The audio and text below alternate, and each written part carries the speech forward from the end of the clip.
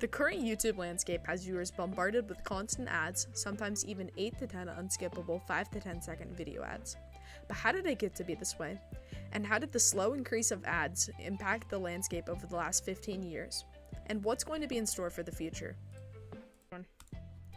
YouTube originated February 14th, 2005, being created by 3 like-minded guys rich after PayPal, where they worked in its early days, was bought by eBay. Wanting a place for people to post their home videos, they gained the inspiration for a new platform, YouTube. In only a short year or so after they began, the site saw a massive success, raking in millions of views daily. Later, November 13th, 2006, YouTube was acquired for $1.65 billion by Google.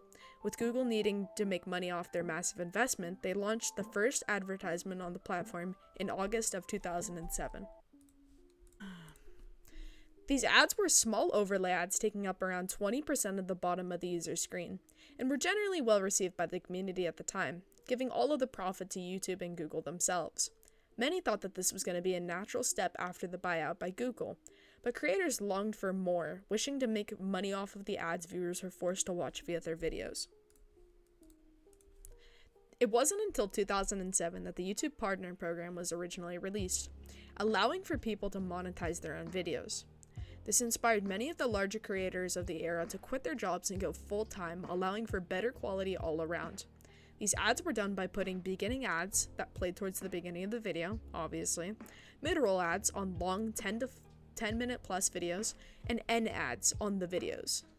But to make sure that this wasn't too excessive, YouTube put limits on the amount that these ads could be served, making about 2 per long video and 1 per short video. In March 2008, YouTube added analytics, which was just another tool for creators to better understand their audience and who they were making the content for. This changed the way that creators would make the content, and the production quality would increase overall for content creators. This change was pretty well received by everyone. Later in November 2008, YouTube added promoted videos, giving content creators another tool to market their content to the masses, and they also added pre-roll ads, before you even watch a video. The change felt more like YouTube trying to profit off their current status as the biggest video platform, and made the UI at the time feel even more cluttered than it already was.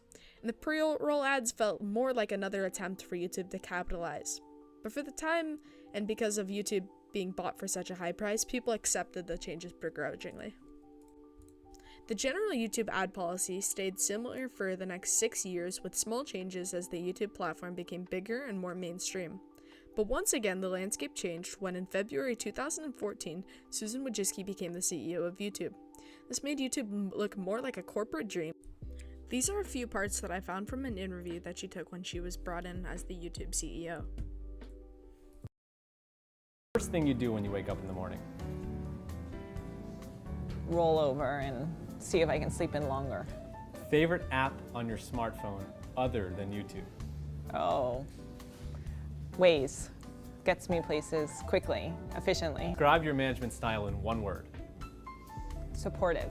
YouTube added an optional $5 a month paid subscription program to your favorite channels to unlock private paid content, and a YouTube Premium subscription for $11.99 per month to stop all ads on the platform. YouTube made the big ad problem slightly better because of the YouTube needing to give less ads because of the extra revenue from the subscription service. But this small step forward isn't without its 2 steps back, with the first ad blockers beginning to get popular within this time period. Ad blockers block 100% of the regular ads people would watch. These began to get popular around May of 2014. As more people got ad blockers, YouTube responded by giving out more and more ads. Arguably the worst way to deal with this issue, because this makes more people get frustrated with the increasing ads, making even more people decide to get ad blockers, creating a feedback loop, causing ad blockers to increase in use and YouTube ads to increase even more. Now around 41.7% of all internet users use an ad blocker to this day, with this statistic being partially attributed to YouTube itself. The general YouTube ad policy stayed similar for the next 6 years, with small changes as the YouTube platform became bigger and more mainstream. But once again, the landscape changed when in February 2014, Susan Wojcicki became the CEO of YouTube. This made YouTube look more like a corporate dream, with heavy pressure for advertisements to be pushed out. Ads became more and more oppressive, with many having more than one pre-roll ads being served per video. Susan Wojcicki made YouTube not only more ad invested, but changed the general look of the site from a charming early 2000s video sharing platform to a corporate, uninspired, feature-barren wasteland looking for any creative sparks of what it once had been. Fast forward around a year and a half to August 2016, with YouTube's ad policy staying more or less the same until the biggest event of the era occurred, called the adpocalypse. This is when YouTube began to throw out many creators with edgy content and heavily favored family-friendly content. This led to many of the top creators being demonetized and having the revenue from the ads played in their videos taken away. This led to a public outrage, and for a time, advertisers steered completely away from the platform entirely, going to only the most family-friendly content. The adpocalypse began to clear up sometime in 2017, with most content creators deciding to switch to either in-video sponsorships or to a more family-friendly content style, abandoning much of the edgy, homophobic, and racism known for the 2013 to 16 era. With advertisers finally back on the app, the growth started to skyrocket and the platform became just as ad-ridden as it used to be.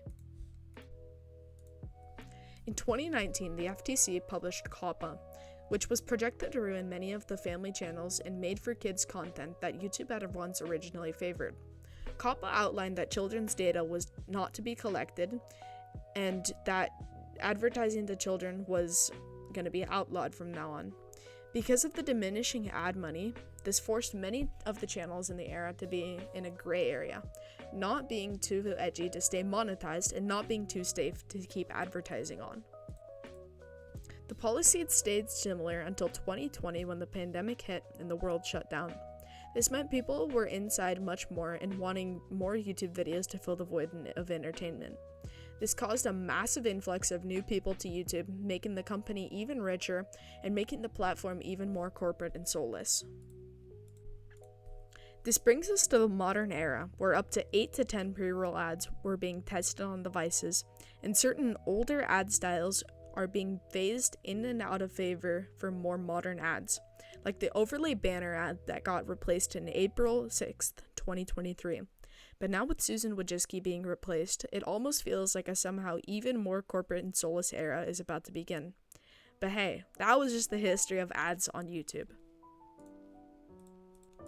Thanks for watching till the end. If you enjoyed, like the vid. If you didn't, please give me your criticism in the comment section.